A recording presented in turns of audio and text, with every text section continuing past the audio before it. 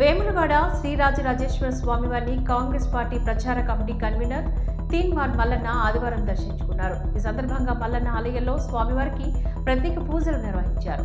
స్వామివారి దర్శనం ఆలయ అర్చకులు స్వామివారి ప్రసాదాన్ని వారికి అందజేశారు. ఈ సందర్భంగా వారు మాట్లాడుతూ తొలిసారి వేములవాడ రాజన్నను దర్శించుకునేందుకు వచ్చామని, భక్తులకు అనుగుణంగా రాజన్న ఆలయం అభివృద్ధి చెందాల్సిన అవసరం ఎంతైనా ఉందని అన్నారు.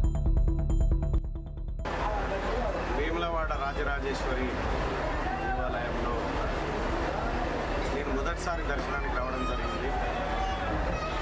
అయితే వేములవాడ రాజన్న మొత్తం తెలంగాణ రాష్ట్రంలోనే ప్రముఖ పుణ్యక్షేత్రంగా విరజిల్లుతూ ఉంది.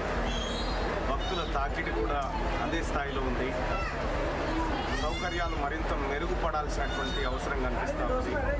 అలాగే భక్తులకు మరింత చేరువయ్యే విధంగా ప్రభుత్వం కూడా చొరవ తీసుకోవాలి.